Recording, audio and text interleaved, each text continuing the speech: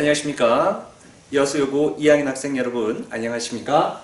자, 동아시아사 2차시 시간이 돌아왔습니다.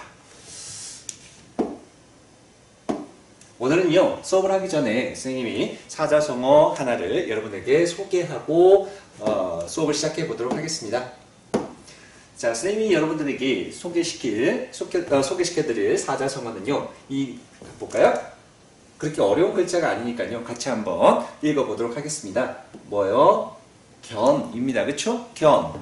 뭐요? 리. 다음요? 사. 다음요? 의. 견, 리, 사, 의라고 하는 사자성어인데요. 자, 뜻은 그렇게 어렵지 않네요. 자, 이를 보면 타이밍이 절묘하네요.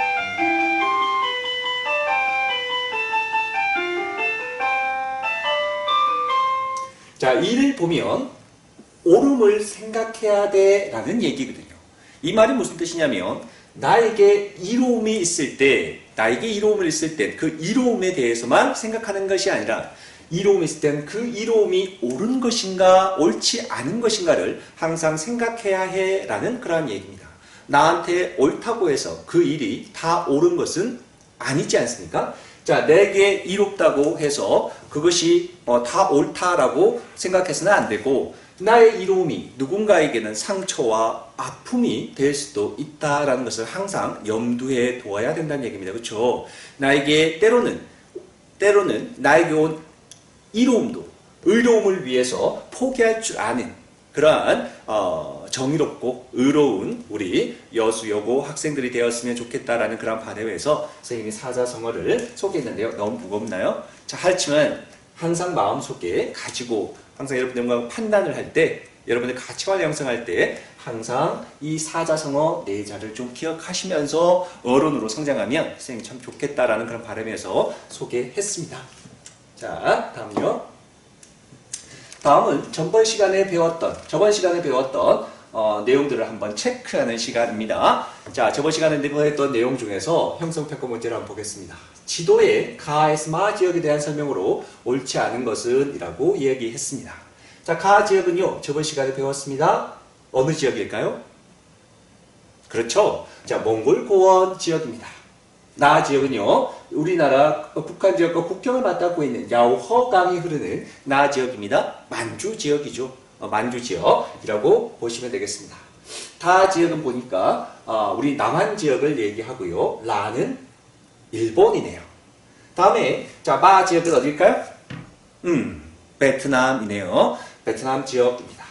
이 지역은 몽골 고원 지역은 날씨가 굉장히 어떻다고요? 저온 건조하다라고 얘기했었습니다. 그래서 이 지역은 주로 유목 생활을 했고 유목 생활을 하다 보니까 항상 이동 생활을 할 수밖에 없었고 그래서 그들의 특이한 이동식 가옥인 게르가 사용되어지는 그러한 유목민족 몽골이죠.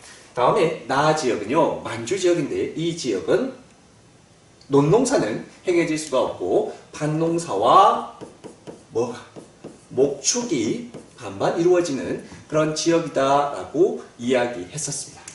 다음에 다는요, 보니까 우리가 살고 있는 남한 지역입니다. 그렇죠? 이 지역에서는 벼농사가 이루어진다라는 얘기했고요. 다음에 라 지역, 이 지역은 일본이니까요. 일본에서도 벼농사, 그리고 일본의 남부 지역은 벼농사 중에서도 이기작이 가능한 지역이다라는 얘기까지 했었습니다. 이 남부 지역이요. 다음에 자, 마는요, 말할 필요도 없이 어디겠습니까? 베트남이죠. 그렇죠? 베트남 지역이고요. 이 베트남 지역은 선생님이 얘기했습니다. 자, 날씨가 굉장히 따뜻하고 강수량으로 풍부해가지고 이 지역은 벼농사가 가능하고 벼농사 중에서도 베트남 전역은 뭐가 가능한 지역? 이기작이 가능한 지역이다 라는 설명을 했습니다. 자, 그러면 잘못된 설명을 찾아보면 되겠죠? 자, 가는요, 주로 이동식 가옥인 게르에 거주했습니다. 맞나요? 딩동댕 맞는 얘기죠? 다음에 나 한번 보겠습니다. 나는 만주 지역이네요. 잡곡을 재배하는 밭농사가 활발하게 전개됐습니다. 맞는 얘기죠? 다음에 다 한번 보겠습니다. 다 지역은 남한 지역인데요. 강수량이 풍부해서 벼농사가 활발합니다. 맞죠? 우리 남한 지역은요, 강수량이 1200mm 정도가 내립니다. 그렇기 때문에 최저 벼농사 강수량이 800mm보다 훨씬 더 많은 강수량을 가지고 있어서 벼농사가 발달했습니다. 맞는 얘기입니다. 다음 라는 일본인데요. 계절에 따라 이동하는 유목 생활을 했다. 헐. 틀렸죠? 요거는 틀린 내용이네요. 요거는 어디에 해당하는 겁니까? 요거는 몽골의 카 지역에 해당하는 내용이 되겠네요. 그렇죠? 다음에 마 보겠습니다. 마는 베트남인데요. 벼의 이기장. 1년에 몇 번요? 2번의 벼농사를 하는 지역이 바로 이 베트남이네요. 그렇죠? 베트남 지역. 요것도 맞는 내용이네요. 그래서 답은 몇 번요? 4번이 잘못된 내용입니다. 다음 넘어가 볼까요? 자, 다음에 동아시아 학습의 동아시아사 학습의 의 이렇게 되겠습니다. 이 5개의 나라, 동아시아에 포함되어지는 5개 나라들은 중국을 중심으로 해서 지리적으로 다 국경을 맞닿고 있는 그러한 나라들이고요. 그러면서 교류 또한 굉장히 활발하게 전개되었습니다. 우리가 지난해 1학년 때 배웠던 그 한국사 조금 되돌려보면 대외교류라는 말을 굉장히 많이 들었었잖아요. 그래서 동아시아에 있는 나라들까지는 지리적으로 굉장히 가까운 거리에 근접하고 있기 때문에 서로 나라들 간의 교류가 굉장히 활발하게 전개되었다. 이때 교류라는 것은 물론 경제적 교류도 있었지만 이 경제적 교류와 함께 문화적인 교류가 굉장히 활발하게 전개되었고요. 그래서 이 지역에는 공통적인 그런 문화권이 형성되어졌는데 그 공통적인 문화권을 우리가 동아시아 문화권이다 라고 저번 시간에 공부했었죠. 동아시아 문화권의 공통적인 요소는 기억나나요? 선생님이 앞에 별표까지 쳤는데요. 4가지 요소가 있었죠? 자, 한번 하나하나 얘기해 볼까요? 첫 번째요? 그렇죠. 뭐요? 한자였었습니다. 두 번째요? 불교였었고요. 세 번째요? 유교였었고요. 네 번째요? 율령. 그렇죠. 이 4가지가 동아시아 문화권을 형성하는데 큰 영향을 끼치는 4가지 요소였다라고 얘기했습니다. 이 동아시아 문화권이 형성되어진 건요, 중국의 당나라 때에 이러한 형성이 이루어지게 되었다라고 이야기합니다. 이때 당나라는 당나라의 선진 문물을 공부하기 위해서 많은 유학생들이 파견되어졌는데 이 유학생들이 당나라의 선진 문물들을 자국으로 가지고 오면서 이 당나라의 이러한 문화 요소들이 동아시아에 전파되어지게 되면서 동아시아 문화권이 이 당나라 때를 중심으로 해서 급속하게 확산되어져가는 그런 시대였다는 것들 좀 기억하시면 좋을 것 같습니다. 다음요. 이렇게 빨간색이라 색깔 좀 바꿀게요. 또 이 동아시아 지역에 있는 나라들은요, 역사적 경험을 공유했다라고 얘기하는데 이것 또한 간단하게 좀 살펴봤으면 좋겠습니다. 자, 이 동아시아에 있는 국가들 간의 역사적 경험의 공유 가장 대표적인 게 우리가 6, 7세기에 무슨 과정에서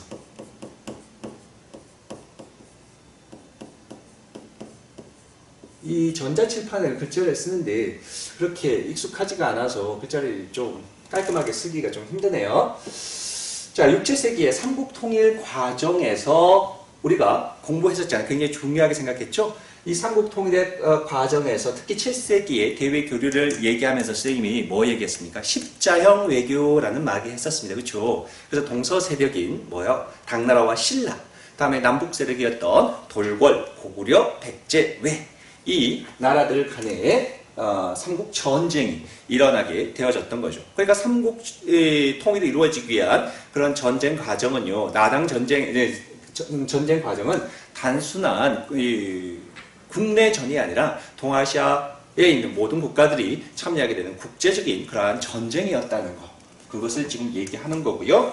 다음에 13세기에 북방 유목 문지기였던 몽골의 침략이 있었죠. 그래서 이 몽골의 침략으로 결국은 동아시아 지역 전체가 이 몽골의 간섭기로 접어드는 그러한 또 아픔도 함께 겪었기도 했었고요. 다음에 16세기에서 17세기경에 있었던 무슨요? 임진전쟁이 있었죠. 우리나라, 일본, 또요 명나라와 여기에 관여가 되어졌던 전쟁이 있었고요. 다음에 19세기 때는 서양 제국주의 침략을 함께 겪기도 했었습니다. 특히 중국 같은 경우에 제일 먼저 서양에 있는 제국주의 국가였던 영국이 쳐들어와서 아편 전쟁이 일어나면서 결국은 개항을 하게 되는 그러한 아픔을 겪기도 했고요. 반면에 일본 같은 경우는 미국에 의해서, 또 우리나라 같은 경우에는 또 일본에 의해서, 또 베트남 같은 경우에는 어떤 나라에 의해서요? 프랑스에 의해서 개항이 이루어지는 그런 역사적인 경험을 함께 공유하는 그러한 동아시아에 있는 국가들이었습니다.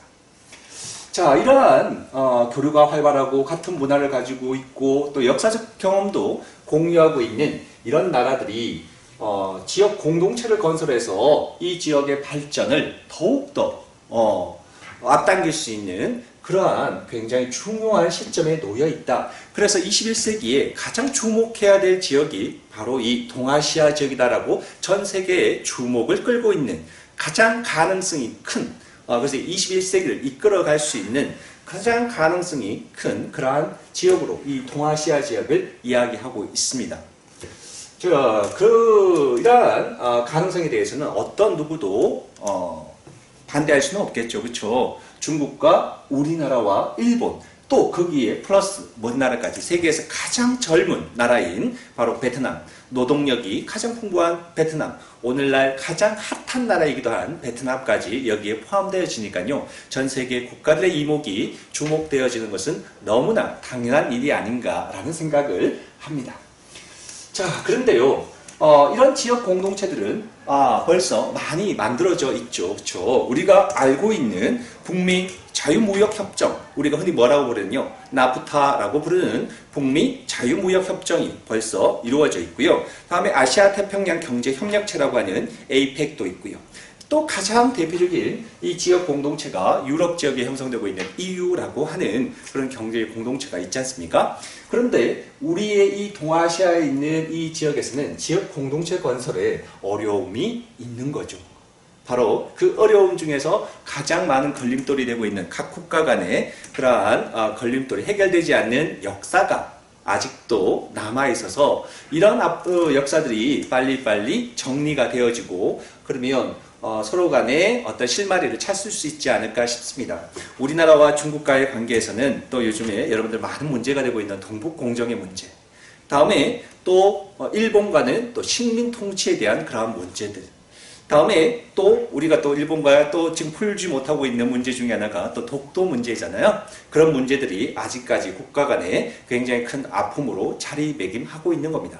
또 중국과 일본 간에도 센카쿠 열도라고 부르는 그 지역에 대한 영토 분쟁 문제, 또 일본과 중국 간에 또 가장 숙제인, 풀어야 될 숙제이기도 한 난징 대학살 같은 그러한 아픔이 쉽게 해결되어지지 않고 있기 때문에 이 지역에 이러한 문제들이 하루속히 화해의 분위기로 빨리 넘어가고 그러면서 이 지역의 경제 공동체 이런 것들이 건설에 대한 필요성을 더욱더 증대되고 있다라는 그러한 얘기들을 하고 있는 겁니다. 다음 넘어가 볼까요? 자, 넘어가 보죠. 다음에 구석인들의 생활인데요. 이 구석인들의 생활은 그렇게 특이한 내용은 아니고요. 빨리빨리 보겠습니다. 여러분들 한국사 시간에 배웠던 내용들 그대로이니까요. 자, 여기 보니까요. 뗀석기에서 간석기로 넘어가는 그러한 것을 얘기하고 있고요. 이 중에서 우리가 좀 주목해 봐야 될 거는 여기네요. 그쵸? 잔석기 시대라고 얘기하는데 이 잔석기 시대에 구석기 후기에 기온이 지구의 마지막 빙하기가 끝나면서 간빙기로 접어들면서 이때 지구가 따뜻해지고 그에 따라서 초식동물들이 번창하게 되면서 이 초식동물을 사냥하기 위한 그러한 잔석기들이 많이 제작됐던 시대다라는 얘기 했잖아요. 그의 가장 대표적인 잔석기가 바로 뭐였던 거예요? 쓴배 찌르개라는 거 기억나시나요? 자, 한국사 시간에 했으니까 이걸 그냥 넘어가고요. 경제적으로는 수렵과 어로와 채집을 통해서 먹고 사는 문제들을 해결했던 거죠. 그러니까 아직까지 농사는 시작되지 않았다라는 얘기 했었습니다. 사회를 보니까요, 주로 무리 생활을 했었습니다. 그렇죠? 무리 생활을 했었고, 무리 생활을 하는데, 자, 이 사람들 무리를 단위로 해서 한 곳에 열매를 다 따먹으면 어떻게 한다고요? 이동 생활을 했었고, 이동 생활을 하다 보니까 당연히 집은, 제대로 된 집은 지을 필요가 없었던 거죠. 그래서 동굴에나 아니면 강가에 얼기설기 막집을 짓고 살았다, 이런 얘기 했었고요. 또 이 동아시아 지역에 공통적으로 동굴이나 바위 벽에 보니까 동물의 그림이나 또 동물의 조각상 이런 것들이 많이 발견되어졌는데, 이것은 그 당시에 사람들의 사냥감의 번성, 사냥의 성공 이런 것들을 기원하는 주술적 의미가 포함되어 있다라는 얘기, 더 설명할 필요는 없죠? 여러분들 다 아시는 내용이니까요. 이거는 한국사 시간에 1학년 때 다 공부했던 내용입니다. 넘어가겠습니다. 다음에 신석기를 넘어왔는데요. 신석기 또한 다 공부했던 내용들이지만 여러분들 다시 한번 생각해보는 그러한 의미에서 선생님이 좀 정리를 한번 해보려고 합니다. 동아시아의 신석기 문화인데요. 이 동아시아의 신석기 문화는 공부했습니다. 어디를 중심으로 해서 신석기 문화가 형성되어진다라고 선생님이 얘기했죠? 동아시아 문화의 가장 큰 특징은 여기 배웠습니다. 그렇죠? 어디를 중심으로 해서? 큰 강이나 어디를 중심으로 해서? 해안가를 중심으로 해서 신석기 문화가 형성되어진다라는 얘기 했었죠? 그 얘기 하고 있는 거고요.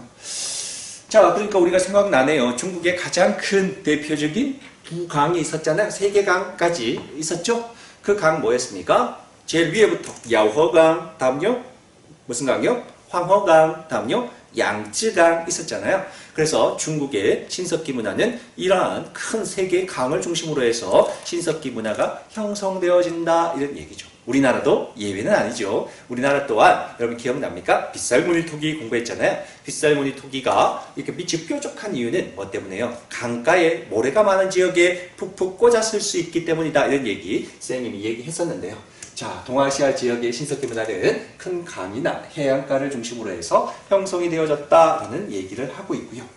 다음에 도구와 경제를 보겠습니다. 자, 드디어 수렵, 어로, 목축을 하다가 신석기에 접어들면서 이제 무슨 생활이 가능하게 됐다고요? 자, 뭐가 시작됐다고요?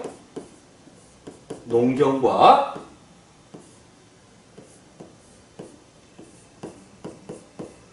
목축이 시작되어졌네요. 그렇죠? 농경과 목축이 시작되어졌던 시대, 바로 이 신석기 시대였네요. 그래서 이 농경과 목축의 시작을 우리가 흔히 또 뭐라 부르기도 했었습니까? 신석기 혁명이다 라는 말로 표현하기도 했었습니다.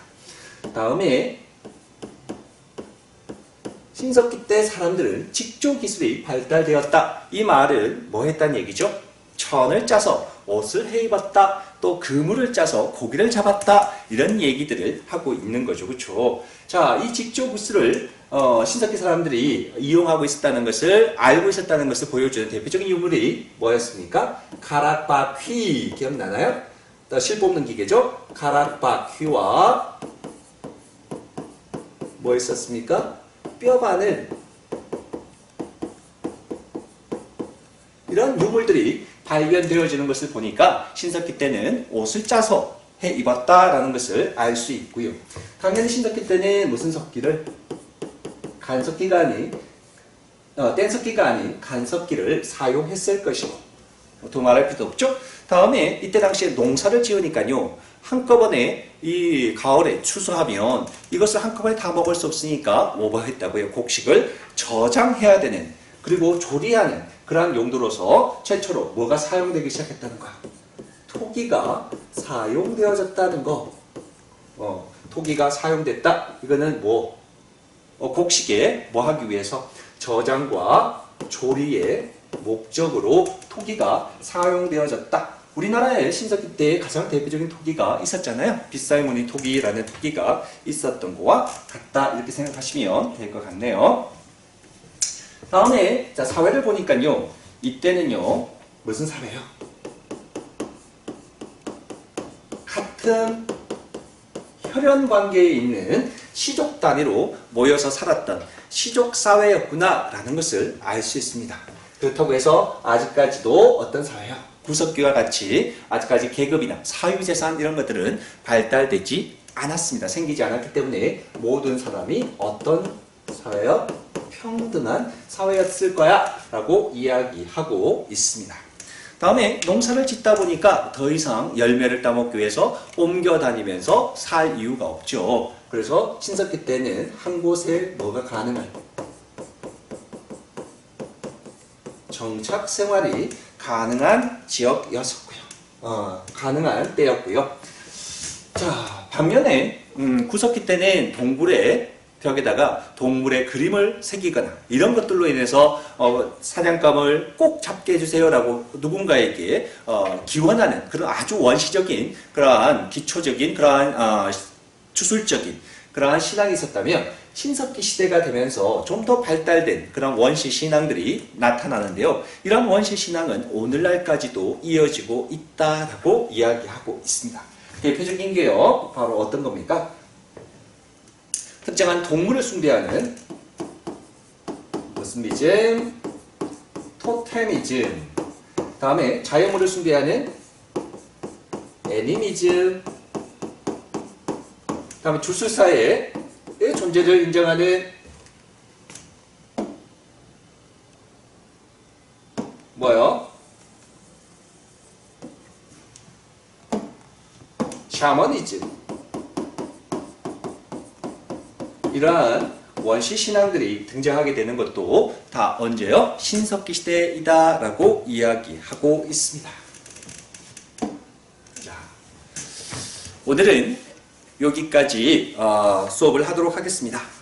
다음 시간에 만나 뵙겠습니다. 자, 수고하셨습니다.